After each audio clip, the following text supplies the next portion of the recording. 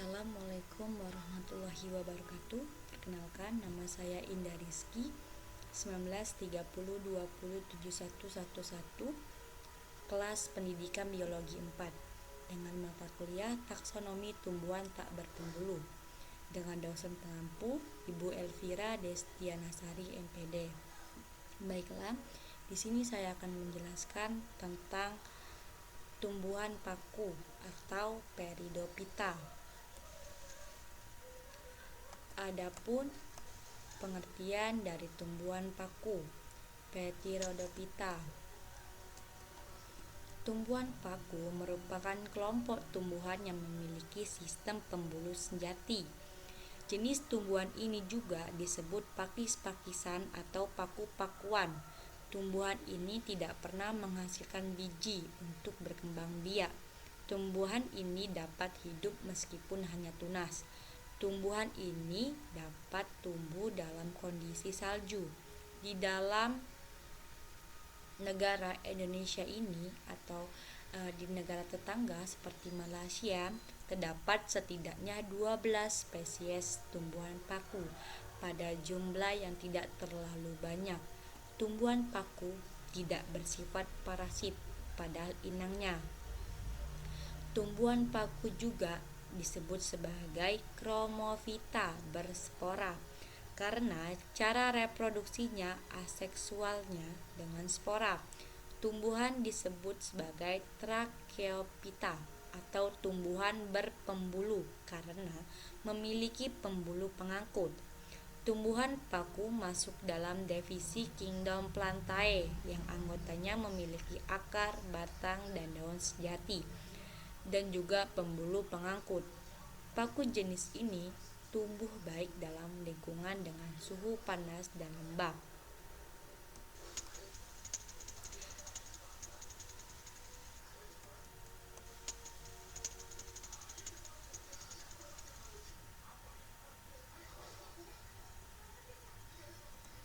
Adapun ciri-ciri tumbuhan paku. Sebagian besar tumbuhan paku hidup di kawasan tropis basah. Secara umum, tumbuhan paku dikenal dengan daunnya. Tumbuhan dari tunas yang menggulung dan memiliki rambut halus, dapat bereproduksi secara vegetatif dengan membentuk gamae dan reproduksi generatif dengan peleburan gamet jantan dan gamet betina. Tidak menghasilkan bunga dan buah, melainkan spora untuk berkembang biak. Memiliki sistem pembuluh angkut baik pada akar, batang, dan daun. Tumbuhan paku dapat berbentuk pohon yang biasanya tidak bercabang. Simak epifit, tumbuhan merambat mengumpang di air, hidrofit atau berupa terna dengan rimpang yang menjalar di tanah atau humus. Struktur tumbuhan paku atau Pteridophyta. Di sini pada tumbuhan paku terdapat akar.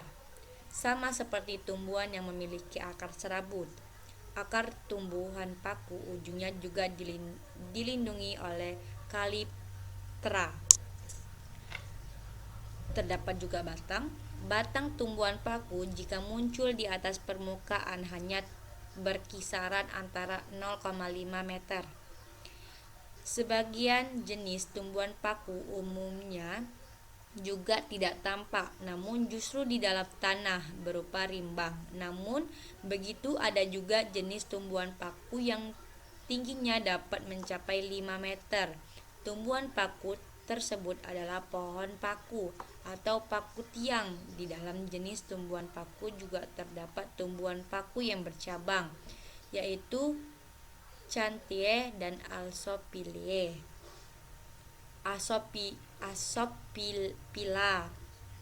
Batangnya ini disebut rimpang atau rizoma, tetapi tidak semua tumbuhan paku memiliki rizoma. Yang ketiga itu juga ada daunnya. Daun pada usia muda tumbuh menggulung dan menjalar berdasarkan ukuran dan susunannya. Daun tumbuhan paku dapat dibedakan menjadi epidermis, daging daun, dan tulang daun. Daun paku yang muda memiliki Ciri khas menggulung pada bagian ujungnya. Pada permukaan bawah daun yang dewasa sering dijumpai bintik-bintik hitam yang disebut sorus. Di dalam sorus terdapat banyak kotak spora atau sporangium dan dilindungi oleh suatu selaput yang disebut indisium. Daun tumbuhan paku dibagi menjadi dua, yaitu makrofil dan mikrofil. Makrofil adalah daun yang bentuknya besar, bertulang daun, bertangkai, serta bercabang. Kalau mikrofil adalah daun yang berbentuk kecil seperti rambut, tidak bersisik dan tidak bertulang daun dan tidak bertangkai. Dilihat dari fungsinya, tumbuhan paku ini dapat dibedakan menjadi dua, yaitu sporofil dan tropofil. Kalau tropofil merupakan daun yang berfungsi khusus untuk fotosintesis. Daun ini tidak memiliki sorus, namun banyak mengandung klorofil. Oleh karena itu, daun ini disebut dengan daun steril, berfungsi untuk program fotosintesis. Sedangkan daun sporofil merupakan daun yang menghasilkan spora. Daun ini juga dapat disebut sebagai troposporofil karena juga dapat melakukan proses fotosintesis. Adapun klasifikasi tumbuhan paku, yaitu Lycopodinae, paku kawat. Nah, ciri-ciri paku kawat ini biasanya berdaun kecil dengan susunan spiral sesuai dengan namanya. Batang ciri-ciri tumbuhan paku berbatang ini dengan ciri-ciri tumbuhan paku ini seperti kawat. Umumnya tumbuhan ini hidup di daratan dan sporangiumnya muncul di ketiak daun membentuk strobilus. Yang kedua itu Psilopitinae atau paku purba. Tumbuhan paku jenis ini terancam punah. Hal ini disebabkan karena pada masa sekarang hanya ditemukan tumbuhan paku jenis ini dalam bentuk fosil. Ciri-cirinya, jenisnya itu memiliki daun yang kecil, bahkan kadang tidak berdaun. Spesies dari tumbuhan ini juga masih tersisa adalah Psilotum. Yang ketiga itu Pilicinae atau paku sejati. Ciri-ciri tumbuhan paku sejati ini dapat dilihat dari daun yang berukuran besar. Sporangium terdapat pada sporofil dan daun mudanya menggulung. Tumbuhan ini juga disebut sebagai pakis berdasarkan tempatnya hidupnya. Habitat tumbuhan paku ini dapat dibagi menjadi tiga, yaitu tumbuhan yang menempel pada tumbuhan lain, tumbuhan yang mudah di perairan, dan tumbuhan yang hidup di tanah. Yang keempat itu Aquiescentinae atau paku ekor kuda. Ciri-ciri tumbuhan paku ekor kuda memiliki daun tunggal dengan ukuran kecil dan tersusun secara spiral. Batangnya berwarna hijau dan beruas. Letang sporangiumnya berada di strobilus. Ini adalah contoh-contoh tumbuhan tadi seperti Lycopodidae atau paku kawat. Ini kita bisa lihat pada gambarnya. Ini contohnya. Ada Lycopodium dan Selaginella. Ada Psilopitinae, paku purba. Ada Filicinae, paku sejati. Ada Aquiescentinae, paku ekor kuda. Proses metagenesis ini terjadi pada tumbuhan. Siklus hidup metagenesis tumbuhan spora atau tumbuhan paku. Metagenesis ini merupakan pertukaran generasi antara reproduksi seksual serta reproduksi aseksual. Pengertian dari metagenesis ini bisa atau dapat juga kita katakan yakni sebagai pergiliran cara perkembangbiakan makhluk hidup di antara seksual kawin dan tidak kawin atau aseksual. Adapun proses metagenesis ini terjadi pada tumbuhan paku. Yang pertama, dua sel tunggal gamet yang haploid. Nah, tiap sel itu mengandung N kromosom atau haploid yang setelah bergabung menjadi satu atau zigot sel tunggal diploid. Yang kedua, zigot yang diploid itu kemudian mengalami germinasi atau juga pembelahan dengan proses mitosis, sehingga kromosom di dalamnya itu tetap yaitu 2N diploid. Hasilnya ialah organisme diploid multiseluler yang disebut dengan sporofit. Disebut sporofit disebabkan karena pada saat dewasa menghasilkan sporofit. Yang ketiga, pada saat sporofit dewasa, sporofit tersebut kemudian menghasilkan satu atau lebih sporangia apabila tunggal tidak dengan sporangium. Sporangium ini merupakan organ diploid yang dihasilkan sporofit, sel tunggal diploid. Proses di dalam menghasilkan suatu sporosit itu dilakukan dengan cara pembelahan meiosis. Setelah itu, sel-sel spora yang dilakukan kromosom akan tinggal setengah yakni menjadi N saja. Setelah itu, sel-sel spora tunggal ini yang adalah haploid atau N itu bergerminasi dengan mitosis sehingga akan terbentuk organisme multiseluler yang disebut dengan sebutan gametofit, yakni artinya penghasil gamet pada saat dewasa. Itu disebabkan karena metode yang digunakan itu ialah mitosis, maka kromosom di dalam gametofit itu tentulah tetap haploid atau juga N kromosom. Dan yang terakhir, pada saat gametofit dewasa itu akan menghasilkan satu atau lebih gametangi. Di saat tunggal disebut dengan gametangium. Nah, di sini terdapat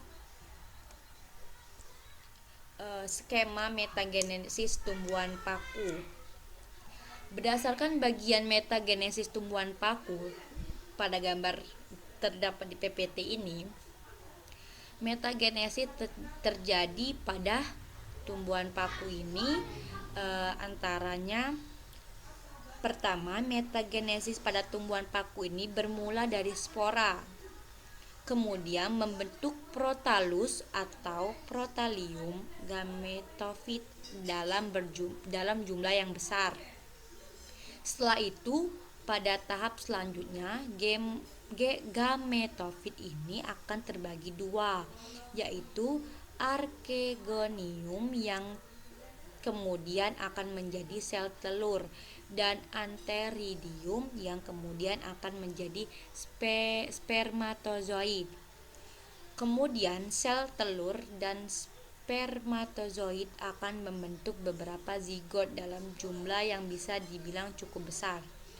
Tahapan selanjutnya yakni menjadi sporofit dan kemudian akan membentuk sporangium dalam jumlah yang bisa dibilang besar juga. Dan yang terakhir itu adalah tahapan spora yang dimana pada siklus metagenesis paku akan berputar seperti halnya dengan skema di atas.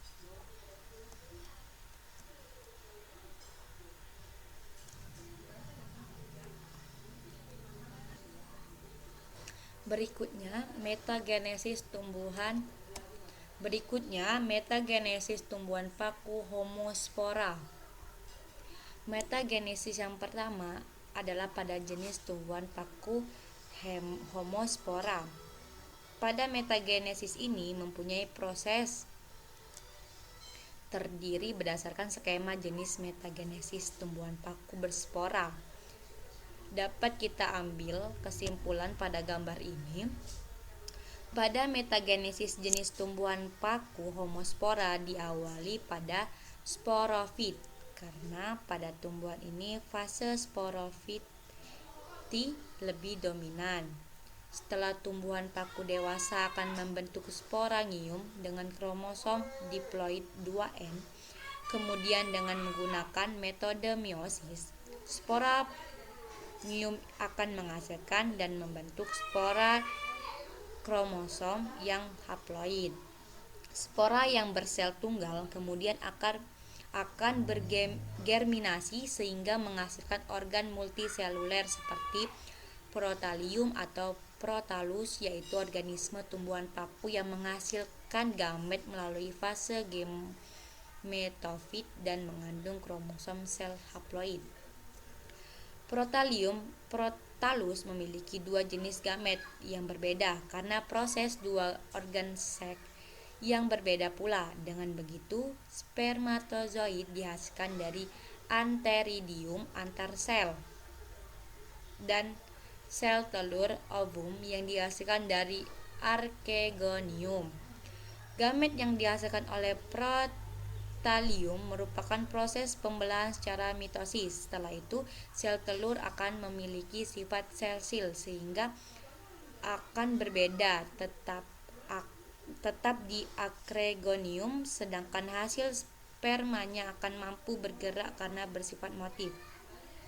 Metagenesis tumbuhan paku ini dilanjutkan dengan pembentukan zigot dari fase sporofit dengan kromosom diploid 2N yang merupakan hasil bertemunya gamet pada sperma dan ovum. Kemudian zigot tersebut akan tumbuh menjadi tumbuhan paku dewasa dan menggulung. Proses metagenesis tadi. Nah, pada proses ini tumbuhan paku keturunan homospora dihasilkan spora yang ukurannya sama, tidak dibedakan antara spora jantan dan spora betina. Contohnya seperti tumbuhan ini. Nah, proses metagenesis tumbuhan paku ini bisa terjadi melalui fase sporofit dan gametofit karena kedua fase tidak mampu hidup secara independen. Ini adalah paku kawat Lycopodium sp. Ini adalah skema metagenesis tumbuhan paku heterospora. Pada metagenesis tumbuhan ini sangat berbeda dengan metagenesis tumbuhan homospora. Pada jenis tumbuhan paku heterospora ini memiliki dua jenis protalium dan spora yang berasal dari hasil perbedaan ukuran germini sporanya. Dua jenis yang dimaksud adalah mikrospora yang setelah itu akan menghasilkan mikroplatium dan kemudian akan membentuk spermatozoid. Pada jenis spora lain, seperti halnya spora makrospora yang hasilnya makropotalium dan setelah itu akan menciptakan ovum archegonium pada tumbuhan paku tersebut. Nah, paku heterospora atau anispora, tumbuhan paku yang menghasilkan dua macam spora dengan ukuran yang berbeda. Seperti contoh pada gambar di samping ini, yang di atas itu Selaginella pakurane dan yang di bawah itu Marsilea cranata atau semanggi. Daur hidup tumbuhan paku peralihan terdapat pada gambar ini. Ini adalah skemanya. kita bisa menyimpulkan skema pada gambar tersebut, yaitu spora yang menempel di tempat lembab akan tumbuh menjadi protalium atau protalium betina. Sporatalium akan menghasilkan antheridium yaitu gamet jantan, sementara protalium betina akan menghasilkan antargonium yaitu gamet betina. Antheridium akan menghasilkan spermatozoa, sementara archegonium akan menghasilkan ovum. Pertemuan antara ovum dengan spermatozoa akan menghasilkan zigot. Zigot tersebut akan tumbuh menjadi tumbuhan paku dewasa yang kala itu memasuki fase sporofit. Lalu tumbuhan paku akan membentuk sporofil. Di bawah daunnya berupa bintik hitam yang sepenuhnya berisi sporangium untuk kembali menjalankan fase hidupnya dari awal. Nah, tumbuhan paku peralihan ini menghasilkan dua macam spora yang sama bentuknya dan ukurannya, tetapi memiliki jenis kelamin yang berbeda. Tumbuhan paku peralihan ini menghasilkan dua macam spora. Tumbuhan paku peralihan ini menghasilkan dua macam spora yang sama bentuk dan ukurannya, tetapi memiliki jenis kelamin yang berbeda. Contoh tumbuhan paku peralihan adalah paku ekor kuda, Aquecentum debile. Tumbuhan paku ini memiliki daun yang kecil, tersusun melingkar dan tunggal. Sporangium tersusun di dalam strobilus. Ini adalah contoh dari tumbuhan. Ini adalah contohnya. Aquecentum debile dan Aquecentum arvense, tumbuhan paku ekor kuda. Manfaat tumbuhan paku sebagai obat-obatan, sebagai tanaman hias, sebagai tanaman sayuran, sebagai pupuk hijau, sebagai sumber bahan baku batu bara, tumbuhan paku yang sudah mati pada zaman purba.